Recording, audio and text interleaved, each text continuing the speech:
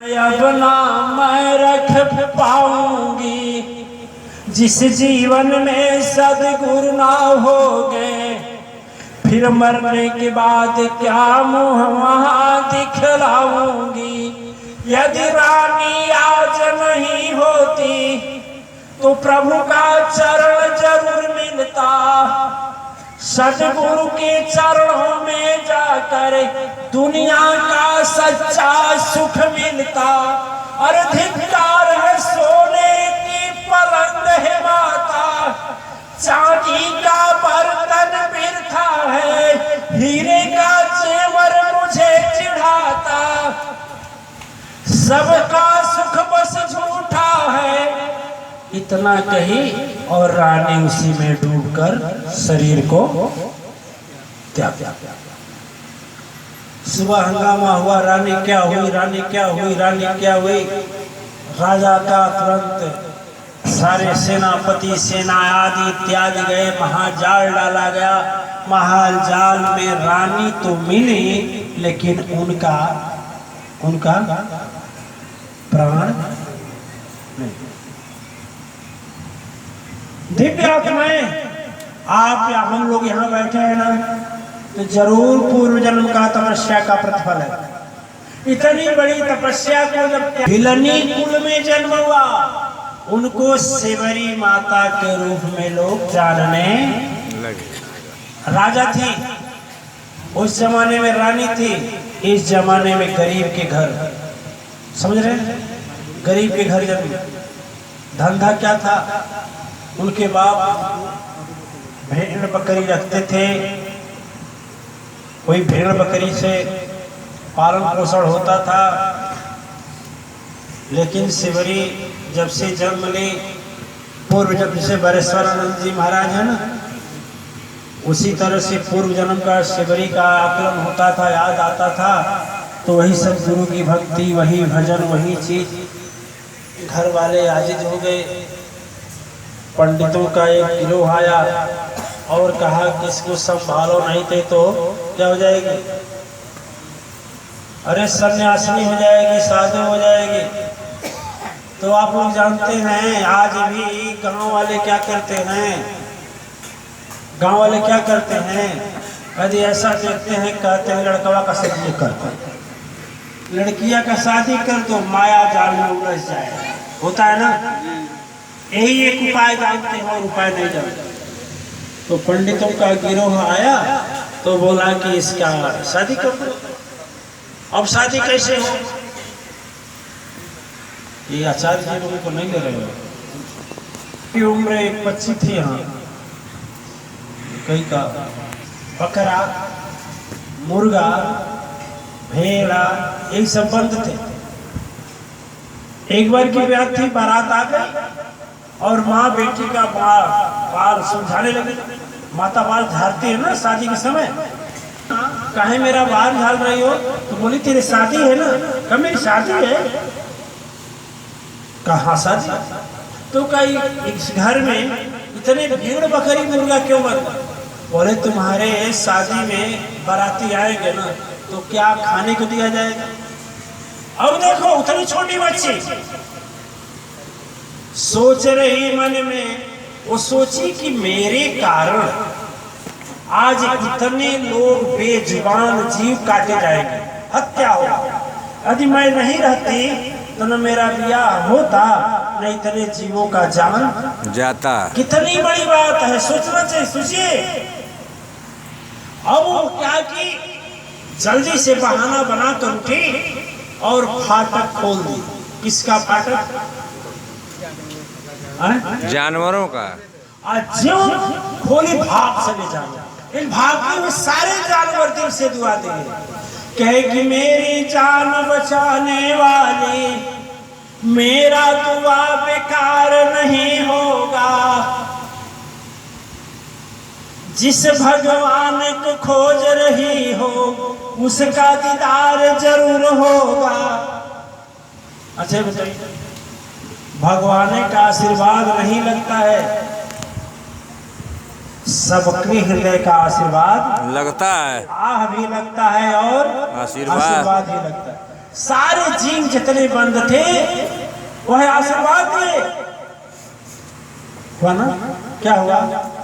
जगत के कण कण में भगवान, जगत के कण कण में भगवान, जगत के कण कण में भगवान, जगत के कण कण में भगवान, जगत के कण कण में भगवान, जगत के कण कण में भगवान।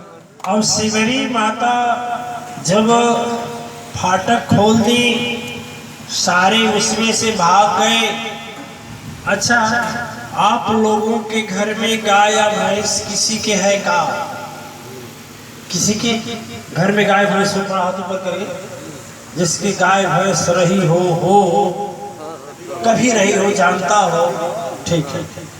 अच्छा ये बताइए, आप भैंस खरीद कर लाए और आपका घर का लड़का या लड़की रात में खोल कर भगा दे, तो आप नाराज होंगे कि नहीं होंगे? बताइए। इतना समझ सकते हैं ना? गाय भैंस नहीं तो भी समझ सकते हैं ना? आप खरीद कर लाते रहे और वो भगाता रहे तो ज्यादा नाराज होंगे कि नहीं? शिवरी माता मारे डर से भाग गई कि मैं इतने लोगों को भगाई हूं तो माँ भी मारेगी और पिता भी।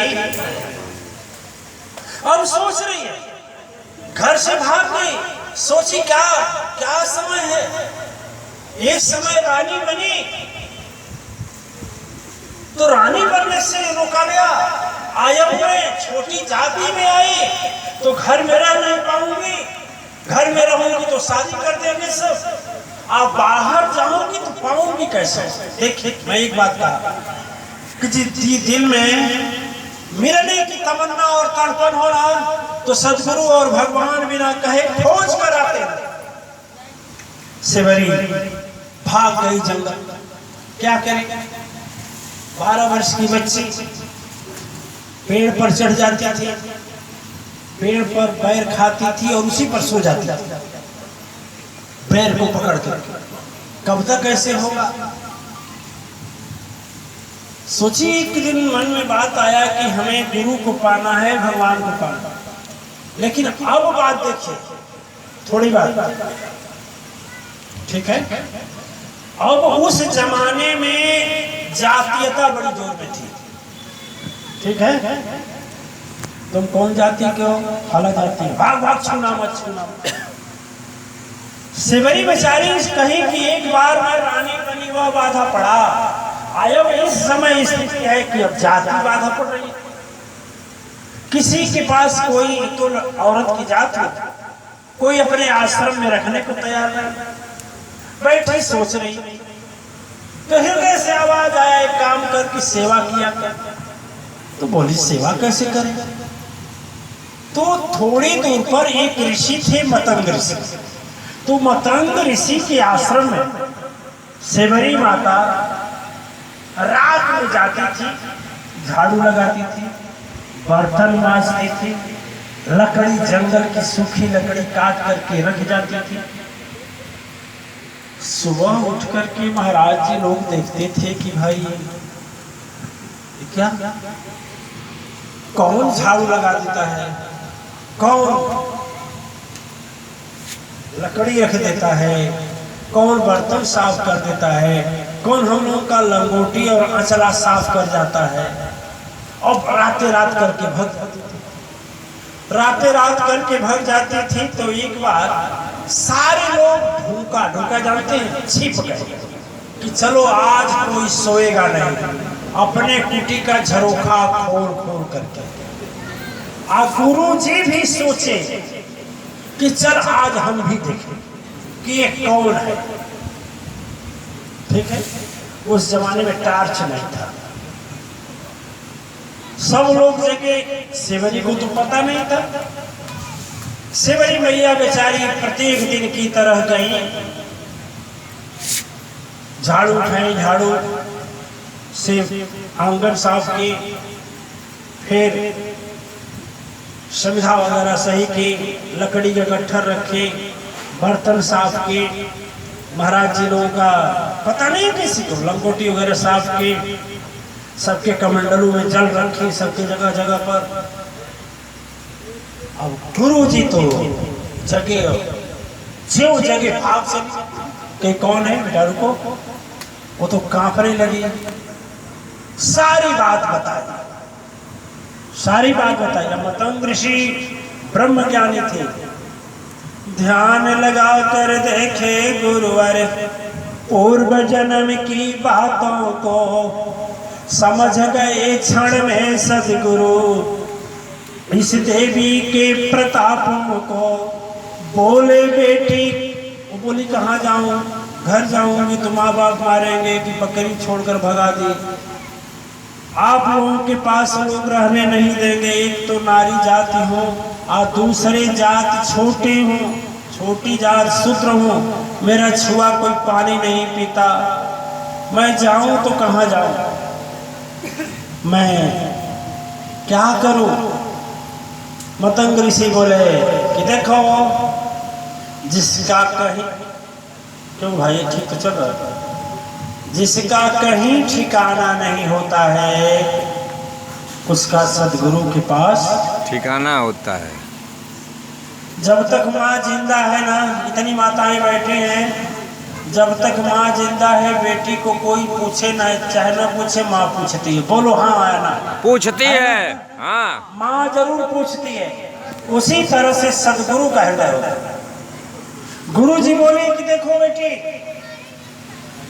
कोई न पूछे माँ पूछती है, लेकिन माँ भी नहीं पूछे तो सदगुरु पूछता है। इसलिए तुम अपने घर रह, मेरे घर रह। बोले महाराज आपके घर रहूंगे लोग क्या बोलेंगे।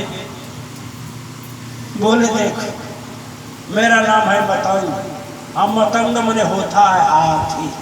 क्या होता है? हाथी। और जानती हो ना, हाथी जब चलती है ना तो कुत्ते कितने भौंकते हैं, कुत्ते कितने भौंकते हैं, लेकिन हाथी किसी को घूम करके जवाब नहीं देती है। और जवाब जो देने लगे तो कोई जवाब रोक पाएगा हाथी का? नहीं। लात का कि सूंड का कि पूंछ का? किसी का नहीं रोक पाएगा। है? कोई कुत्ता रोक पाएगा? नहीं। वैसे बोले मैं मतंग हूँ, मेरे फर्क नहीं पड़ता, कहने दो। दिव्य आत्माएं, आप लोग सुने हैं, सारे शिष्य छोड़ करके चले गए गुरु जी को कि ये गुरु जी चरित्रहीन है, लड़की से इसका संबंध ठीक नहीं है। सारे जितने शिष्य छोड़ कर गए थे, भगवान किसी को नहीं मिले उसी रास्ते से, सबको छोड़ करके सेवरी मैया के आश्रम पर पहुंचे। फिर सुनिए तो बात की बात है। गुरु जी सेवरी दो लोग रहते थे। सेवरी मैया पूरा जीवन 12 वर्ष की थी। जब गुरु जी का अंतिम समय आया तो सेवरी रोने लगी। गुरु जी आप कहाँ जा रहे हैं? बोले बेटी मैं कहाँ जा रहा हूँ, क्या बताऊं, आप कब तक आएंगे? बोले कैसे बताऊं, आना नहीं होगा। कहा तो गुरु जी हम क्या करें? सेवरी बोली गुरु जी हमें क्या आदेश, हम क्या करें, हमको छोड़कर अकेले जा रहे हैं। गुरु जी कहे कि कहीं न जाना बेटी सुन लो, एक दिन ऐसा आएगा, शास्त्र भी झूठा पुराण भी झूठा, झूठा सारा धर्म शास्त्र हो जाएगा। तीन लोक के स्वामी सुन लो, एक दिन चल कर आएंगे। जिस भगवान के ध्यान में से भरी लाखों लोग जीवन बिताते हैं, योग क्षेम जग तपस्या तीरथ दान आदि रचाते हैं, सारा व्यर्था हो जाता, प्रभु को बिरला पाता है। लेकिन मेरी वाणी वृथा न जावे, एक दिन ऐसा आएगा, तीन लोक के स्वामी का आसन तेरे दर पर आएगा। एक दिन ऐसा होगा कि तीनों लोक के भगवान स्वयं तेरे पास आएंगे, तुझे जाने की जरूरत नहीं है। इतना कह करके वह शरीर को छोड़ दिए। ये नहीं बताए कि कब आएंगे, 1 महीना बाद आएंगे कि 1 साल बाद आएंगे, ये नहीं बता पाए। तब तक शरीर छूट गया। दिव्य आत्माएं सोचने की बात है। मैं कहता हूं कि यदि मिलने का हृदय में सचमुच बहुत बड़ा उफान और तूफान हो ना, तो सदगुरु और भगवान दोनों आते हैं। सदगुरु तो मिल ही गए, सदगुरु मिल गए और भगवान की पारी है। उसे पता नहीं कि कै दिन में आएंगे, 1 दिन में आएंगे, आज आएंगे कि कल आएंगे। लेकिन गुरु जी तो झूठ बोलेंगे नहीं। 1 दिन नहीं, 2 दिन नहीं, उम्र 82 वर्ष की हो गई। अब पद्म पुराण में तो लिखा गया है कि कई वर्ष, कई हजार वर्ष। लेकिन 82 वर्ष की उम्र हो गई, हड्डी से चमड़े झूल गए थे, हाथ में डंडा आ गया था, पूरा बाल सफेद हो चुका था, मुंह के दांत चले गए थे, लेकिन गुरु जी की बाणी हृदय से नहीं गई थी। नहीं गई थी। गुरु बचन के भी वृथा न जाई है, सवरी एक दिन राम यहाँ आई है।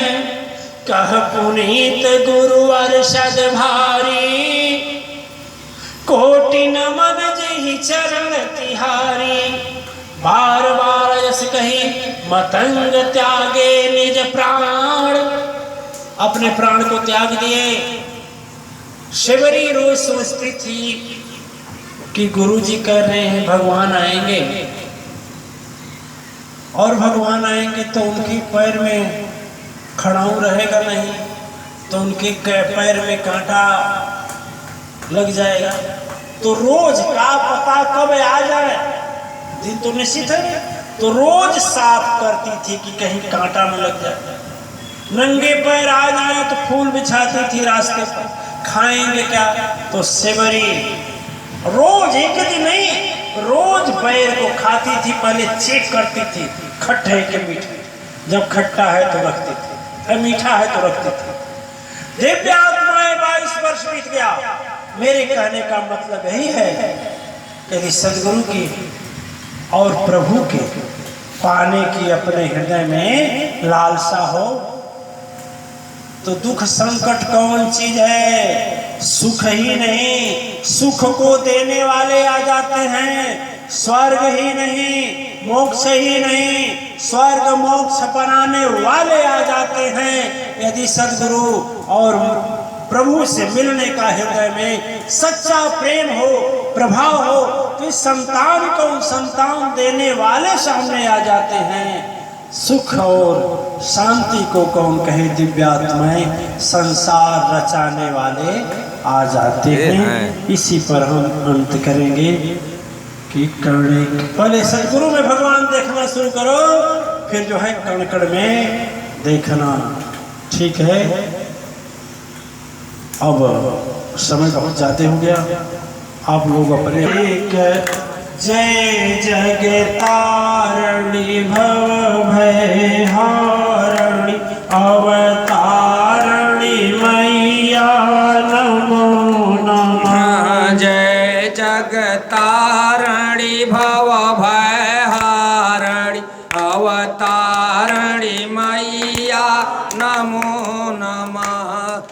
जय जगदम्बे जय मायम्बे सिंहवाहिनी नमो नमः। जय जगदम्बे जय मायाम्बे सिंहवाहिनी नमो नमः। महिषासुरमारणी दुख निवारणी सर्वशक्ति जय नमो नमः। महिषासुरमारणी दुख निवारण सर्वशक्ति जय नमो नमः। जय जय जगमाता हर संकट त्रासा अपराध क्षमा जय नमो नमः। जय जग माता हर संकट त्रासा अपराध क्षमा जय नमो नमः जय